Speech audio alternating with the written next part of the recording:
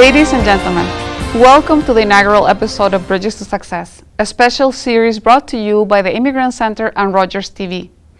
Today marks the beginning of a journey that celebrates the incredible 75-year legacy of the Immigrant Centre. For 3/4 of a century, this remarkable organization has been a beacon of hope and a pillar of support for newcomers, helping them to build new lives and integrate into the vibrant tapestry of our community. Throughout this series, we will explore the rich history, the challenges overcome, and the numerous successes achieved by the Immigrant Centre. We will hear from the people whose lives have been transformed by its services, celebrate the dedicated volunteers who are at the heart of this organization, and spotlight the partnerships that have fueled its growth and impact. Join us as we honor the past, celebrate the present, and look forward for a future of continued support, innovation, and community building. We will reflect on the history, challenges, and triumphs of the Immigrant Centre. Welcome to Bridges to Success.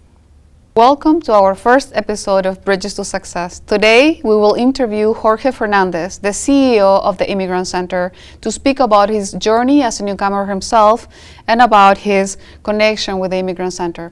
Welcome, Jorge. Thank you, Maria, for having me here today. We would like to begin by asking you about your own journey as a newcomer to Canada. Yes, I came to Canada 40 years ago. I'm from Ecuador, South America. And when I came to Canada, one of the first places I went, it was the Immigrant Centre. And I was proud to be there because I was getting all the support I needed. I went for employment and also for information and orientation. And one thing about my first meeting in the Immigrant Centre, when I was sitting there, my first thought was, I wanted to work here.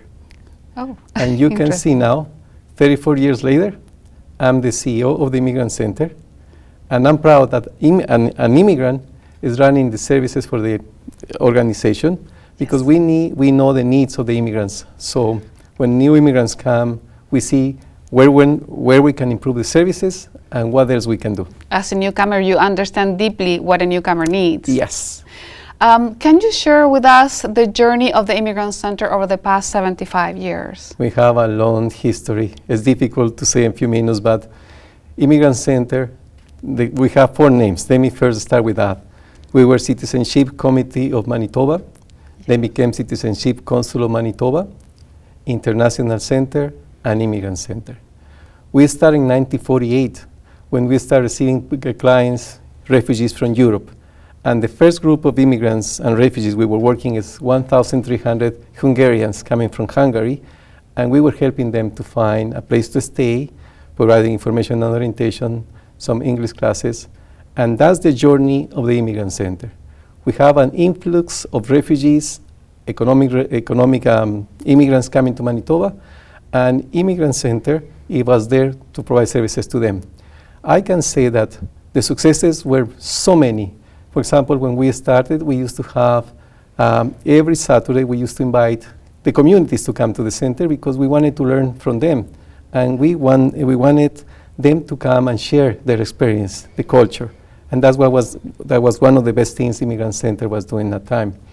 In 1969, 3 amazing ladies, Mary Panaro, Sonja Roder, and Jenica Brownie, changed the name from Citizenship Council of Manitoba to International Centre. If you ask me, that was the best name that we used to have. 1969, for what I recall. Yeah, 1969, and we worked with the International Centre for 40 years until 2009 that we changed it to the Immigrant Centre. But the service, we continue. We provide information and orientation. We continue providing employment. We have conversation classes for the clients.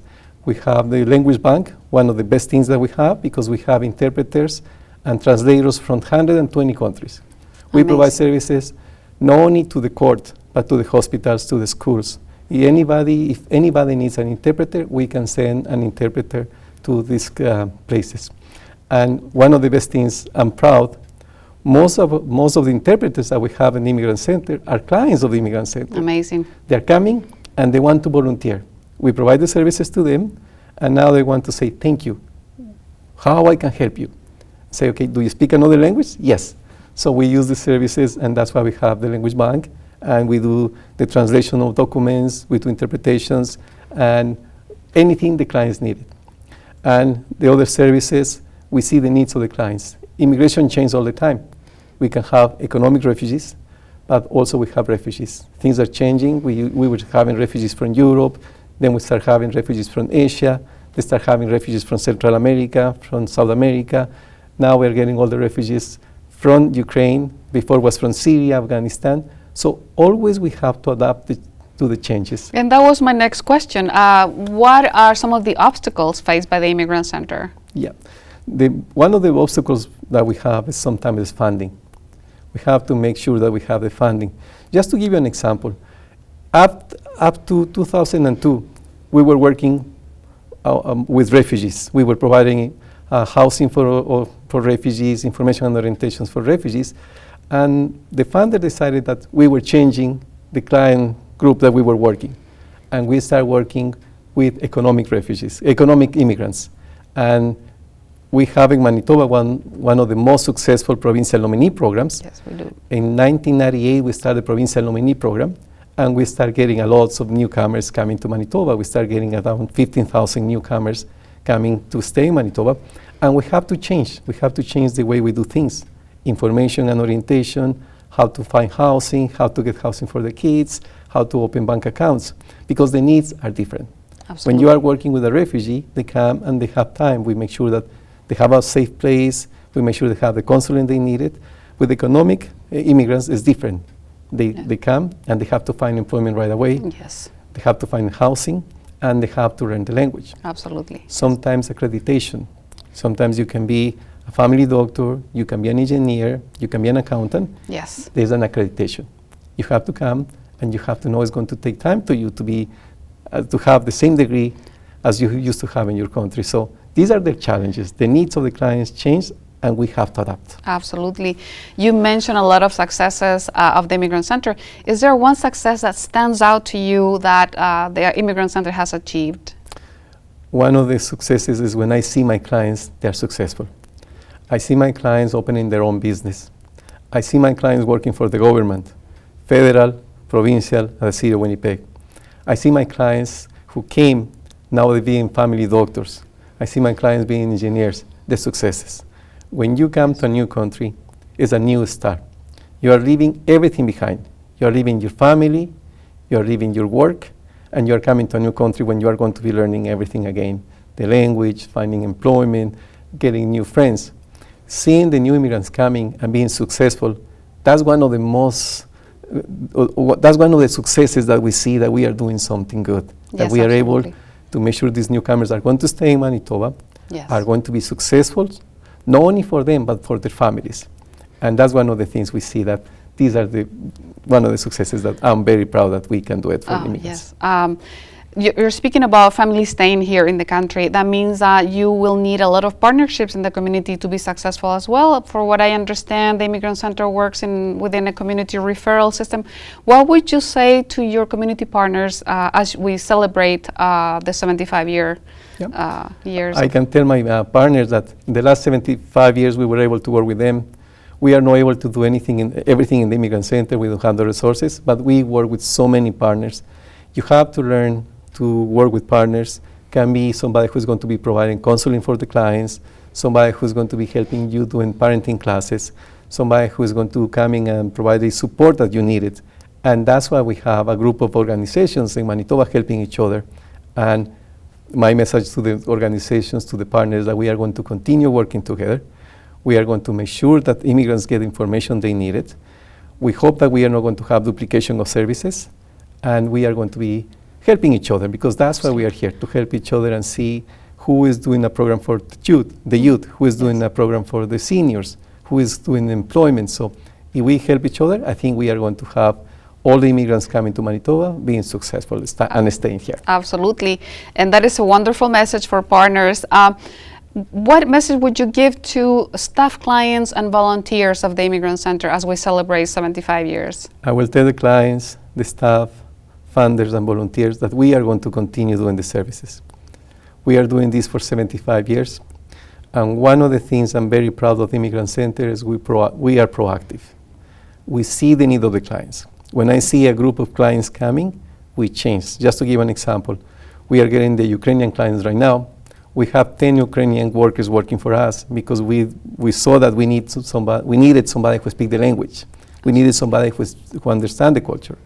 And when I'm in the office and I see these clients working with our workers, I'm very proud that we are doing that because I know we are going to continue supporting them in anything they needed.